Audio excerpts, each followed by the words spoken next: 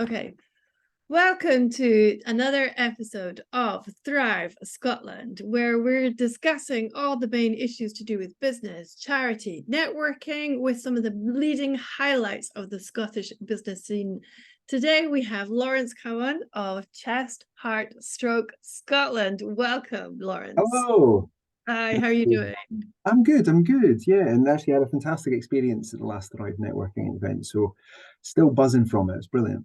Yeah, you were one of the three VIP speakers we had on the day, and you had some incredible stats to tell us about what Chest, Heart, Stroke Scotland is all about. Yeah, absolutely. And so I mean, essentially, we all really know someone in our network who will either have experienced the chest, heart, and stroke condition, or be caring for someone with one of our conditions. There's 1 in 5 people in Scotland are living with the impacts of a chest, heart, and stroke condition. So that is really, really significant figure. And we are one of the biggest health charities in Scotland, caring for people with these conditions and their carers. And essentially, what we do is when people come out of hospital, they say that they feel like they've fallen off a cliff. So they've had all their time in hospital, whether that is going through tests or actually the being treated. They've had all the medicines that they need, all the interventions that they need, and actually, when they get discharged, it's a moment of relief, but also a moment of fear. And so they no longer have that regular kind of medical intervention. So they say, they're terrified when they come out because when they close the front door, how are they going to manage their life afterwards? And so we're quite often one of the first phone calls that get made, and we help people work towards what it is that they want to do. So it's not necessarily a very medicalized model of saying, okay, one part of your body needs to do X. It's actually, well, what do you want to do? Do you want to be able to go out with the grandkids again? Do you want to be able to walk down to the end of the road? Or, in some cases, a stroke, it could be something that we all take for granted, like speaking again, So, and we work with people on a one-to-one basis. And we also offer peer support to help people wrap their heads around their new life. And actually, our philosophy is that there should be no life half lived. So that's what we're here to do. We can only do it with people's donations, and that's why things like Thrive Networking are so important. And do you find that because of COVID, there's been a massive influx into your expertise from people who are much younger? I mean, I have a friend, for example, who suffered from long COVID from early doors, and she's practically paralyzed, and still is, and she's only in her kind of early 50s, Yeah. and not much progress since it all happened either.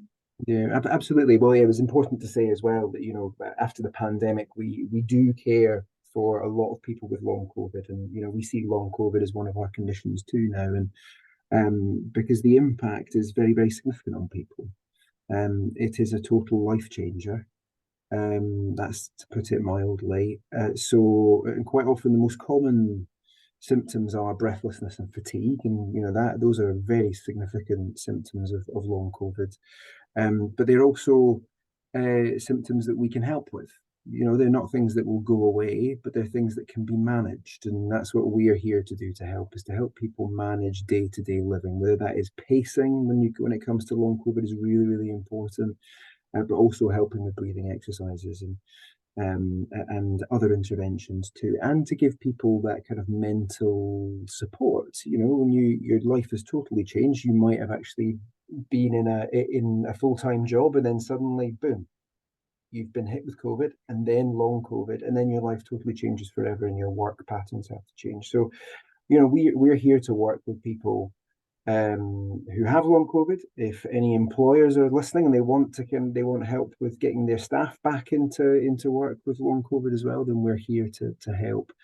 And so we have found that there's a real you know increase in spread of demand. You have a whole mix of things. So it's a new condition, so long COVID itself, as well as some people were kind of putting off going into hospital during that pandemic time. So what we were seeing, and we're still seeing progressively, is that the complexity of the demands that we're seeing coming through is a bit higher, a bit different to what it was before the pandemic. And that's because people either kind of thought, oh, it's nothing, I'll leave it.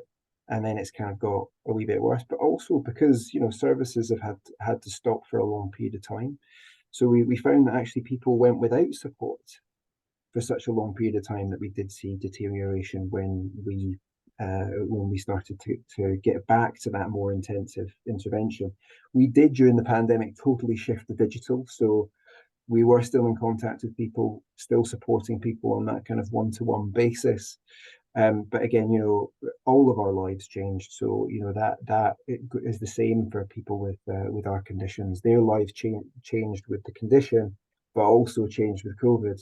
And so that was a massive change. And we've actually found that requires us to keep raising money, to make sure that the money keeps coming in to be able to support people in the ways that they need.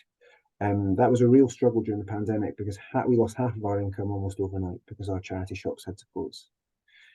So we're now, the charity shops are back open again. Things are looking good from a charity retail point of view, but actually people still need help out there.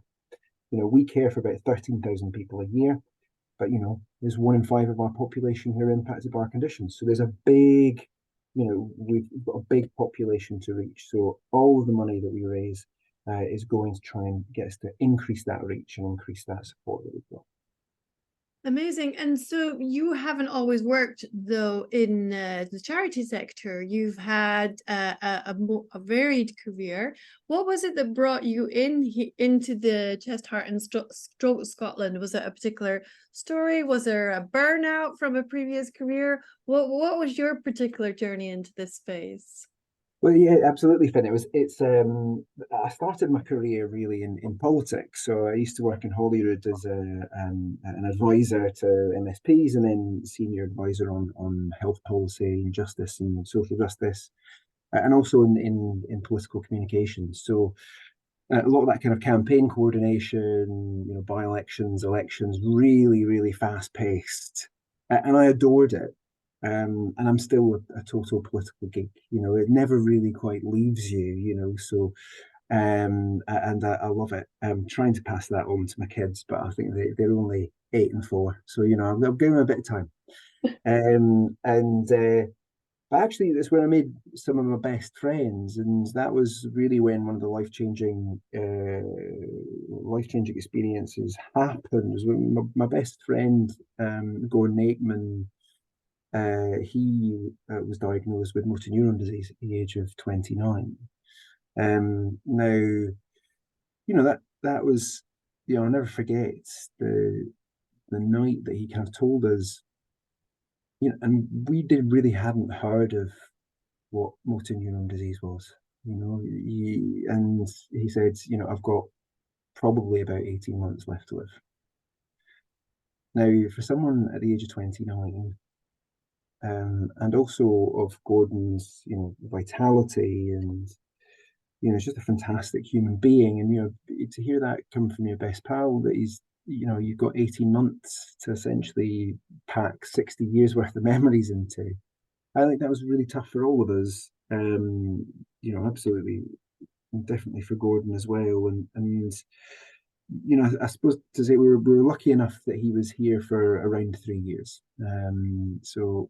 But life kind of went on fast forward at that point. And so what we decided to do, we were all kind of campaigners at heart. We're all politically kind of savvy and interested. And so, Gordon was very keen on transforming the way MND was cared for in Scotland, and also finding a cure. So we got round his dinner table and we started this campaign called the Gordon's Fight Back campaign. Now, so the Gordon's Fight Back campaign, the aims were to double the number of MND nurses, and to fund them from the public purse. Because up until then, people were running marathons and bake sales just to make sure that there was a nurse to be able to come round and support people with what is an absolutely devastating diagnosis. And the work that MND nurses do absolutely fantastic, and they really pick not just the person with MND up and through the whole situation, but all the family and friends. Um, and so we ran a campaign and we convinced the First Minister to double the number of MND nurses and fund them from the public purse. And we kind of all got the fundraising bug. So we ended up, by the time that the kind of campaign kind of wound down, pretty much, we'd raised £700,000 for research. And one of the things that kind of that Gordon never really got to see, his big ambition was to have a drug trial in Scotland. There weren't really any drug trials at all available to people in Scotland for the best part of a generation. So, and we managed to launch one, and it was after his death, and it's based at Edinburgh University, and it is the biggest MND drug trial platform in the country. And that, for me, kind of showed what the power of campaigning was, the power of charity work, because it was through working with MND Scotland, with the Ewan MacDonald Centre, and then latterly, when Doddy Weir had his diagnosis, he very much joined the group of people who were pushing for this drug trial platform called MND Smart. And that was when it was a real eye opener, because it was something that we all were passionate about, but it was something that was very clear that actually through charity you can change the world. Really, I mean, I don't mean to sound too idealistic about it, but you can, and I think it's these groups of like-minded people who are willing to do so many things for people they love and people that they've lost. And I think, it helped me turn my grief into good. And I've been doing that with charities ever since, working with charities to try and really campaign, bring out the injustices that people experience, and also solve them with various different solutions and campaigning for change. Incredible. And I mean, I often find that, in the business community in particular, but in general, people are very keen to, help out, because they can see that with cost of living crisis, the charities funds are always being cut by government and the different organizations that fund them.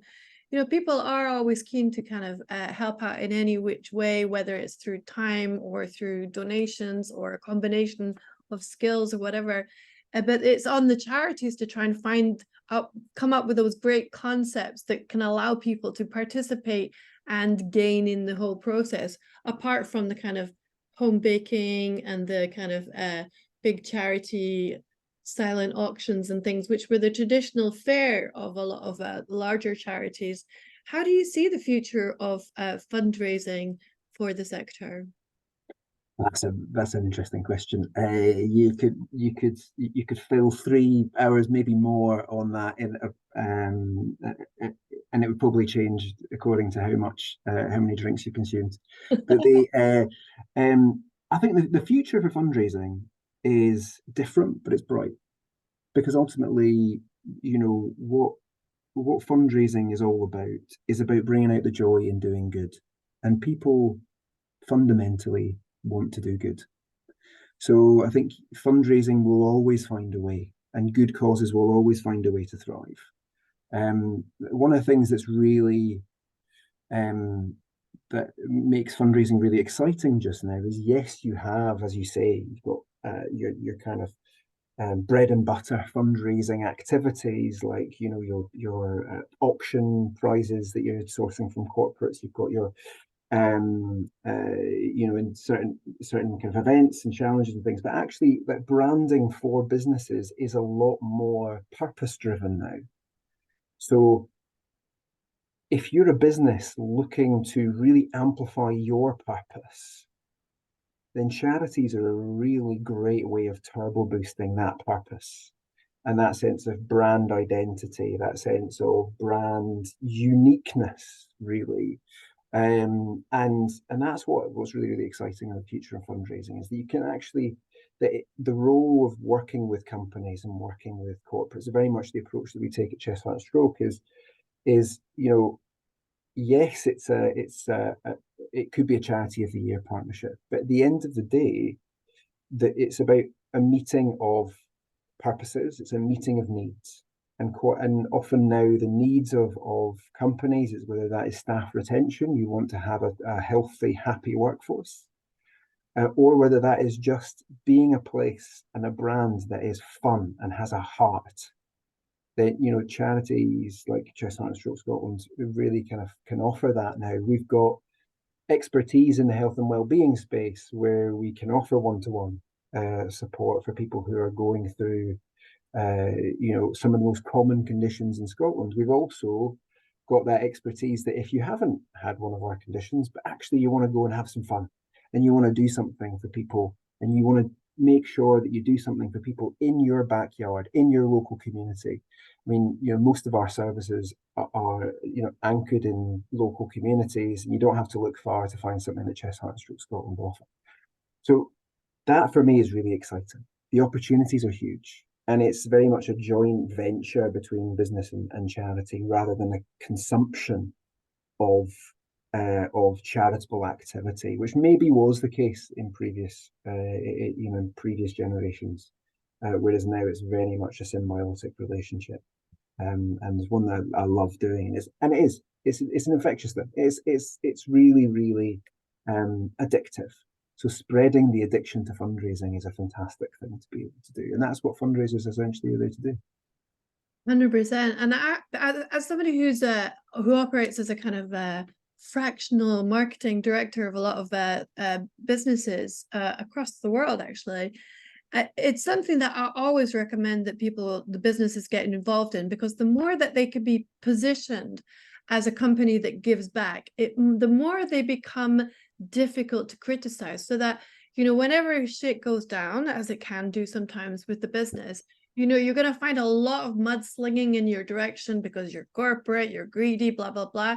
But if you've been working so hard on making sure that you're seen to be one of the good guys, the people that give back, the people that are always promoting charities, the people are always getting their staff and team involved in charities, you become part of that elite group of people that, whether you love them or hate them, they become almost untouchable. I'm thinking of the likes of the Bob Geldofs and all the rest of them.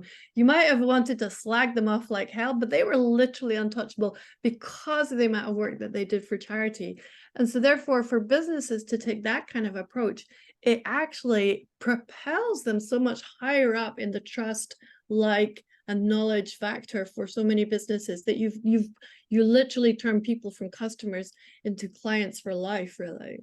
Yeah, absolutely. And essentially, it has to be authentic, and that's the thing. I think for most people, it always comes from a place of authenticity, and that's shout about your authenticity, your brand authenticity, your business authenticity, and that's the thing I think sometimes can kind of be missed a wee bit. I totally understand everyone's busy and people can be totally focused on delivering a product or delivering one specific thing. Whereas actually customers, a lot of research has gone into this now, customers see their identity intertwined or reflected back by the brands that they buy.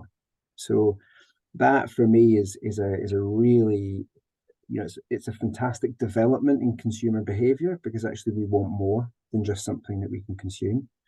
But actually it offers a real opportunity for charities like Chest, Heart and Stroke. We are a Scottish charity who is very proud of our Scottish heritage. We are Scottish, Scottish, Scottish, by the way. We wrap Scotland in tartan.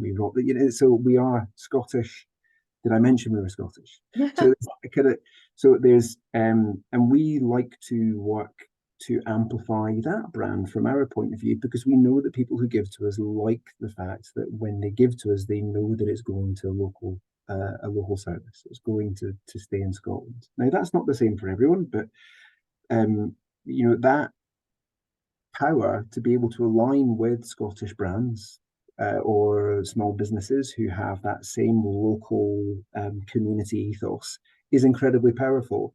Not to mention the fact that Fundraising is a brilliant way of giving back to the community because it helps people in need and identifying people in need through charity. But also more and more, sustainability is important. And so, Chest Heart and Stroke Scotland has 39 charity shops. We're one of the biggest Scottish-based charity retailers in the country, and we save tons and tons of product going to landfill. So again, there's lots of different ways you can partner with charities like ours, and it's if you want to be good to the planet and do good, then work with a charity, because there will always be ways that you can reuse, recycle, repurpose what you or your staff have, to be able to do good.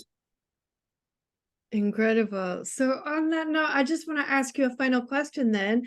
How would you recommend for businesses to approach charities in the next 10 years? What would you like to see from the business community as a sign of goodwill, but also as a sign of real, true, genuine progress in the relationship that has to be developed, I think, between charity and the charity sector and the business sector? Yeah, I think it's understanding, and I think it has to work. Understanding has to work both ways, and I think that's one of the things where I think is really, really important, and I think lots of businesses do get it as well. That there's if we can get to a point where we have genuine partnerships, that's something really special. We've worked with corporates, so DM Hall being one of them, for instance, where we have a real relationship. It's a two-way street, and we understand each other and what we need. So, charities aren't just people who are looking for money. They're looking for that relationship. They're looking for that, ability to be able to reach beyond their boundaries than they otherwise would. So an opportunity to amplify their audience. And at the same time, charities need to understand that businesses are very busy. They're very focused on, they've got products that they want to be selling. They've got a service that that's their bread and butter. And so actually for them, it's about a well-being tool. It's about making sure that their staff are healthy and happy at work. It's about making sure that it's not always about that activity leading to the funds raised, albeit that will be the end product. So I think there's the ideal in 10 years' time, and I think it is getting better, is that there's that understanding that comes together. But that can only happen when you network, and that's why things like Thrive are so important, because actually it's taking that proactive approach, understanding each other, where the needs are, where the gaps are, where your opportunities. And so that's why I find things like that are really, really, really special, because ultimately, there are 25,000 charities or so in Scotland. There may be more. The last time I checked, I think that's in my head. But so there's a lot of charities out there. And I also say to businesses, think about the smaller charities too. So it's quite often it can be quite helpful. You've got very big corporate teams in the big box charities, which are do fantastic work, but there might be a local charity in your area that's really crying out for some sort of funding. There might be a Scottish charity that doesn't have a UK-wide focus that will be looking for a partnership to be able to partner with your Scottish staff. So don't always say to them, you have to be a UK-wide charity because we're a UK-wide or a global business. Try and use the local to your advantage as well. So I think bringing those relationships together, I think, would be really, really important, and would be a fantastic piece of progress over the next 10 years. Here's to the next 10 years then, basically. Yeah, I think it's going to be incredible. All right, on that note, Lawrence, thank you ever so much for speaking to us here at Thrive. Fantastic. Thanks very much, Tim. Cheers. I'll just switch off the recording.